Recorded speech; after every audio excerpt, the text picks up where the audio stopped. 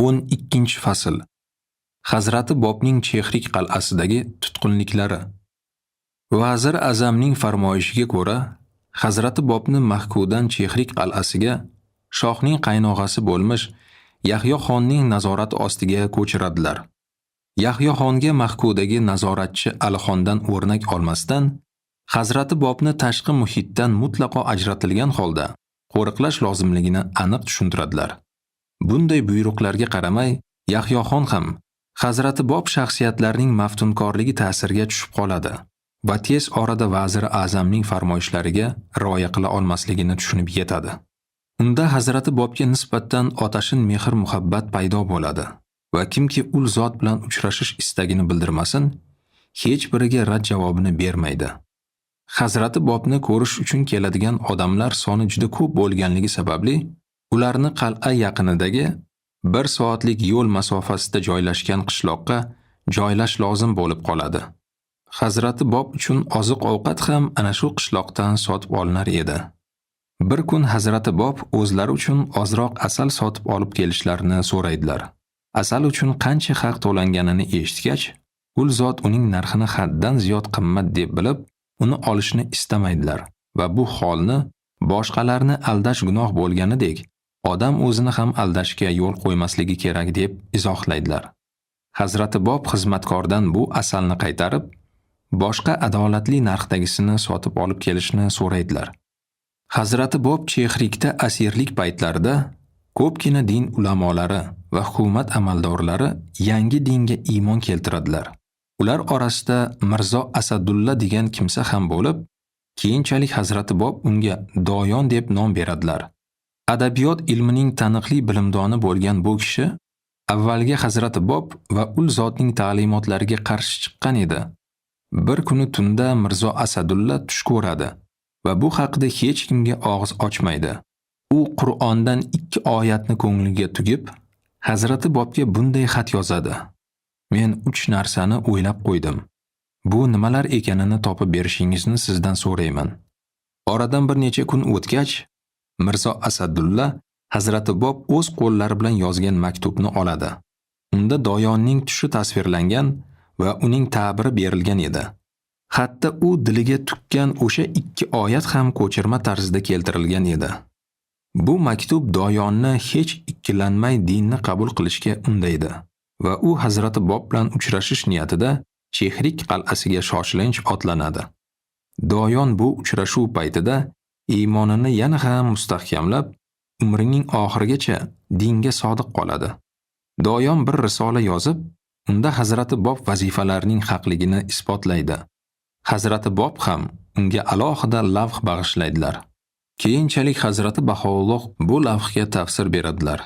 Ul zot bu tafsirda Hazrati Bob o'zlarini e'lon qilganlaridan keyin 19 yil o'tgach, Allohning masxari zohir bo'lishini bashorat qilganliklarini isbot qiladilar. Hazrati Bob o'shandayoq bu sirni oshkor qilgan edilar. Ammo uni hech kim tushunib yeta olmagan edi. Keyinchalik faqat Hazrati Bahoullohgina undagi sirlarni ayon qila oldilar. Doyonning dinga kirib, o'z amali vazifalariga sovuqqonlik bilan qaray boshlaganidan norozi bo'lgan otasi Vaziri Azamga o'g'lining ustidan shikoyat qiladi. Shunga o'xshash voqea Hindistonlik Navvob bilan ham sodir bo'ladi. U karomatli tush ko'rib, o'zining olis yurtidan Eronga keladi. U ko'pincha o'z hikoyasini takrorlar edi. Men o'sha paytlarda Hindistonda Navvob deb ataladigan yuqori lavozimni egallar edim. Bir kuni Hazrati Bob tushimga kirdilar. Ul zot birgina nigohlari bilan qalbimni rom etdilar. Men ul zotning ortlaridan ergashmoqchi bo'lib o'rnimdan turgan edim. Ul zot mening ko'zlarimga tik boqib shunday dedilar: Hashamatli libosingni yech. Ona yurtingni tashlab, men bilan Ozarbayjonda ko'rishish uchun uzoq yo'lni yayov bosib o't. Yuraging nimani istagan bo'lsa, Chehrikda bajo bo'ladi. Men ul zotning aytganlariga amal qilib, o'z maqsadimga yetdim. Bu hokimning darveshlik libosini kiyganligi haqidagi xabar Tehrongacha yetib boradi. Bu voqea Hazrati Bobning ta'sirlari tobora oshib borayotganligidan dalolat berar edi. Bunga to'sqinlik qilish maqsadida Hazrati Bobni Tabrizga ko'chirish haqidagi buyruq beriladi. Hazrati Bob haqlarida eshitib, ul zotning huzurlarida paydo bo'lishni orzu qilgan kishilar orasida Anis deb atalgan yigitcha ham bor ediki, uning asli ismi Muhammad Ali Zunuzi bo'lib, u o'zini Hazrati Bobning yo'llarida qurbon qilishni istar edi. Anis Hazrati Bob bilan Chehrikda, keyinroq esa Tabrizda uchrashmoqchi bo'lganida, o'gay otasi bundan xabardor bo'ladi va uydan ketishiga yo'l qo'ymay, ustidan qulflab qo'ygan bo'ladi. Shu orada Hazrati Bob bilan Mahkuda birga bo'lgan Anisning qarindoshi Shayx Hasan Zunuzi ustozning topshirig'ini bajarish uchun Tabrizga keladi. Hazrati Bob Mahku bilan Chehrikda yozilgan barcha lavhlarning hammasini to'plab, ularni Tabrizdagi bir dindorga saqlash uchun topshirishni buyurgan edilar. Hasan Zunuzi Tabrizga kelganidan foydalanib, qarindoshi bilan ko'rishadi. Shayx Anisni ko'rishi bilanoq uning nimadandir qattiq azor chekayotganini sezadi. Uning ko'zlari to'la yosh edi. Shu tarzda bir necha kun o'tadi. Ammo Hazrati Bobning Tabrizdan qayta Chehrikka jo'natilganliklari haqidagi xabar kelgach, Shayx Anisning yuzida tabassum paydo bo'lganini ko'radi. Yigit xursandchiligining sababini Shayx Hasanga aytib, unga ko'nglini ochadi. U uyda qamalib o'tirganida yuragini ezgan ma'yusliklardan xalos qilishni Hazrati Bobdan sidqi dildan so'rab iltijo etadi. Anis achchiq ko'z yoshlar to'kib, kuchli hayajonlanganidan hushidan ketadi. Birdaniga u uni chaqirayotgan Hazrati Bobning ovozlarini eshitadi va ro'parasida bor ulug'vorligida paydo bo'lgan Hazrati Bobning o'zlarini ko'radi. Hazrati Bob Anisga shunday so'zlar bilan murojaat qiladilar: "Shodon bo'l. Shunday soat yaqinlashib kelmoqdaki, bu shaharda meni xaloyiq ko'z o'ngida bog'lab tashlashadi va men dushmanlar o'qidan yiqilaman. Men o'zim bilan birga shahidlik jomini ichishga tanlaydigan yagona inson sensan. Iymoning komil bo'lsinki, men aytgan so'zlar ro'yobga chiqadi." Yigitcha hushiga kelib, o'zini bag'oyat baxtli sezadi, chunki u Hazrati Bobning va'dalari tez orada amalga oshishini bilar edi. Bu voqeadan keyin Anis Hazrati Bob bilan uchrashish istagi haqida gapirib, o'gay otasining kayfiyatini buzmaslikka qaror qiladi va tezda unga uydan chiqishga ham ruxsat beriladi. U do'stlari va qarindosh urug'lari bilan nihoyatda oliyjanob munosabatda edi. U o'z hayotini mahbub yo'lida qurbon qilgan kuni barcha tabrizliklar yig'lab unga motam tutadilar. Buyruqqa binoan Hazrati Bob soqchilar nazorati ostida Tabrizga jo'natilgan edilar. Tabriz yo'lidagi Urmiya shahri orqali yurishga qaror qilinadi. Bu yerda Hazrati Bobni shahar hokimi Shahzoda katta hurmat bilan qabul qiladi. Shahzoda Hazrati Bob to'g'rilarida juda ko'p eshitgan bo'lib, u Hazrati Bobning mardliklarini sinab ko'rmoqchi bo'ladi. Shu maqsadda Hazrati Bob hammomga tushish istagini bildirganlarida, Shahzoda soqchiga eng abjir chavandozlarni ham ustidan bir necha bor uloqtirib yuborgan asov otni Hazrati Bob uchun egarlab kelishini buyuradi. Soqchi bu haqda Hazrati Bobni ogohlantiradi, ammo ul zot unga farmoyishni bajarishni buyuradilar. Bundan xabar topgan aholi Hazrati Bob bilan nima sodir bo'lishini ko'rishga shoshiladi. Otni Hazrati Bobning oldilariga olib kelganlarida, ul zot otni jilovidan ushlab, mehr bilan siypalaydilar-u, sakrab ustiga minadilar. Ot chavandozning bo'ysundirguvchi qudratini sezganday joyidan qimirlamaydi. Olomon ichidagi sodda odamlar uchun bu hol mo'jiza bo'lib ko'rinadi. Ko'plar darrov o'zlarining Hazrati Bobga iymon keltirganliklarini e'lon qiladilar. Ammo Hazrati Bob Qur'ondan "Seningcha biz ishonamiz" degan odamlarni o'z holiga qo'yish va sinamaslik kerakmi degan oyatlarni zikr qiladilar. O'zlarining Hazrati Bobning dinlarini qabul qilganliklarini zavq bilan baralla e'lon qilganlarning ozchiligi, sinovlar soati kelganda uning amriga sodiq qolganliklari bu aytilgan oyatning qanchalik haqiqat ekanligini tasdiqlaydi.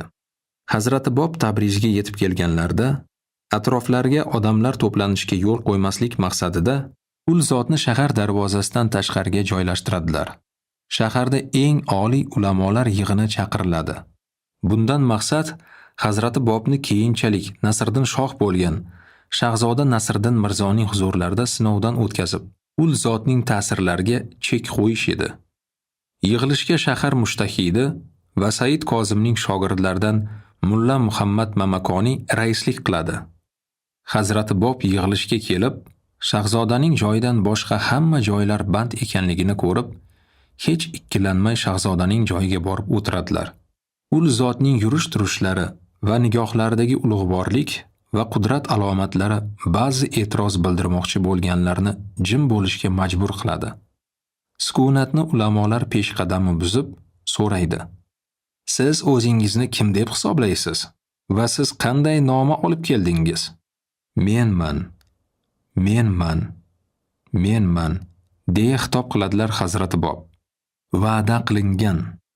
Men o'sha sizlar 1000 yillar davomida nomini aytib chaqirayotgan, o'sha nomini zikr qilganda sizlar o'rningizdan turgan, uning zuhur soatini yaqinlashtirishni so'rab Allohga munojot qilgan, sizlar zohir bo'lishini ko'rish ishtiyoqida yongan zotman.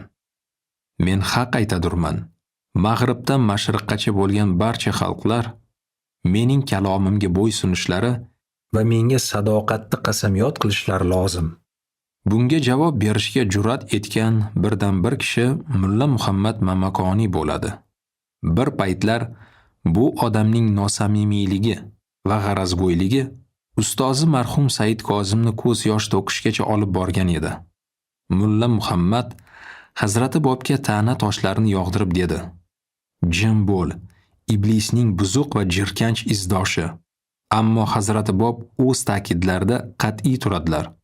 Bosh ulamo Hazrati Bob bilan ochiqchasiga bahslashish lozim degan qarorga keladi. U Hazrati Bobga bunday dadil ta'kidga darhol ishonish qiyinligini va bu dalil talab qilinishini aytadi. Hazrati Bob 2 kecha-yu kunduzda butun Qur'onda qancha bo'lsa, shunga barobar oyat yozib, ko'rsatishga rozi bo'ladilar. Shunda jamoa boshlig'i ul zotdan shahzoda va ulamolar o'zlari baholay olishlari uchun Qur'on vaznida yozilgan oyatlardan o'qib berishni so'raydi. Hazrati Bob darhol rozi bo'ladilar. Ammo endigina birinchi oyatni o'qiy boshlagan edilar. Mulla Muhammad grammatik qonunlar buzilganligini o'qtirib, ul zotning so'zlarini bo'ladi. Hazrati Bob Qur'onning o'zida ham oddiy tilning uslub va qoidalari saqlamaganligini tushuntirib, Allohning bandalari Allohning kalomini qiroat qilayotgan zotni o'rgatishga jur'at qila olmasliklarini aytadilar. Keyin Hazrati Bob o'sha oyatlarni yana takrorladilar. Ammo Mulla Muhammad ul zotning so'zlarini yana bo'ladi. Bunga javoban Hazrati Bob Qur'ondan ushbu oyatlarni o'qiydilar. Qodir Allohning shuhrati unga aytilganidan uzoqroq bo'lsin va uning elchilariga tinchlik bo'lsin. Olamlar xoqoni Allohga hamd va sanolar bo'lsin. Shundan so'ng Hazrati Bob o'rinlaridan turadilar-da, yig'ilishni tark etadilar. Jamoa boshlig'i yig'ilishning bunday yakunlanganidan juda norozi bo'lib, xitob qiladi. Tabriz aholisining bunday beodobligi, qanday sharmandalik! Ammo Mulla Muhammad bor ovozi bilan Hazrati Bobni qoralashdan to'xtamaydi. Oxir oqibat hukumat rahbarlari notinchlanib, Hazrati Bobni tovonlariga kaltak bilan urish yo'li bilan jazolashga qaror qiladilar. Ruhoniylardan biri shaxsan bu jazoni amalga oshirish istagini bildiradi va Hazrati Bobning tovonlariga 11 marta kaltak uradi. Bu odam shu yilning o'zidayoq shol bo'lib qolib, dahshatli azob ichida o'ladi. Hazrati Bobni Tabrizdan qaytarib, yana Chehrikka olib boradilar. Ul zot o'sha yerda vazir a'zamning xulqi va qilg'iliklarini qahr bilan beomon fosh qilib asar yozadilar. Bu keng yozilgan noma vazir a'zamga yetkazilishi uchun shaxsan hujjatga topshiriladi.